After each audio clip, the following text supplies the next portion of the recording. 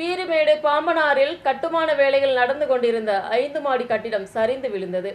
அதிகாலை 4 மணிக்கு தான் சம்பவம். சம்பவ நேரத்தில் கட்டிடத்தில் ஆட்கள் யாரும் இல்லாததால் பேராபத்து தவிர்க்கப்பட்டது.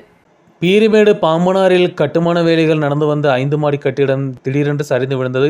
கட்டிடத்தின் 5 மாடியின் வேலைகள் தற்போது நடந்து வந்தன. இதற்கிடையே கட்டிடம் இடிந்து விழுந்தது. கட்டிடம் இடிந்து விழும் நேரத்தில் இதற்குள் ஆட்கள் இல்லாததால் பேராபத்து தவிர்க்கப்பட்டது. அதிகாலை 4 மணிக்கு தான் சம்பவம். மெத்தனமான முறையில் கட்டிட வேலைகள் நடத்தியதுதான் கட்டிடம் இடிந்துவிட காரணம் என்றும் தெரிய வந்துள்ளது. கொட்டாரக்கரை திண்டுக்கல் தேசிய நெடுஞ்சாலையில் பீரிமேடு டவுனில் திருஹிருதய தேவாலயத்தின் எதிர்ப்பகுதியில் தான் கட்டிடம் கட்டப்பட்டது. சாலையின் ஒரு பகுதியில் பள்ளத்தில் இருந்துதான் கட்டிடம் கட்டி வந்ததாக தெரிய வந்துள்ளது.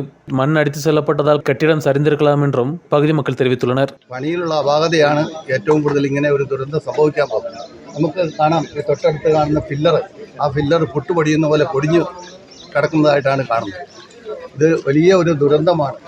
വളരെയേറെ നാശനഷ്ടങ്ങൾ ഇതുമൂലം നമുക്കുണ്ടായിട്ടുണ്ട്. കുട്ടികളും സ്ത്രീകളും എല്ലാം ഭയന്ന് നിലവിളിക്കുകയും അവർ അലറിക്കരയുകയും ചെയ്യും.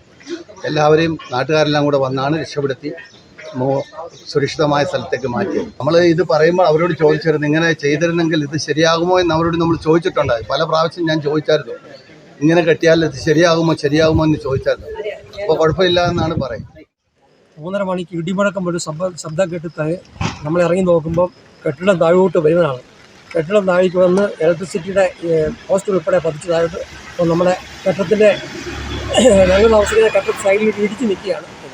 ഈ കെട്ടിടം അശാസ്ത്രീയമായ പിഴവ് സംബന്ധിച്ചുകൊണ്ടാണ് ഈ കെട്ടിടം താഴെ പോയത്. ഇതിൻ്റെ സർക്കാരിൻ്റെ പെർമിറ്റ് 2 സ്റ്റോറേജ് മാത്രമേ ഉള്ളൂ.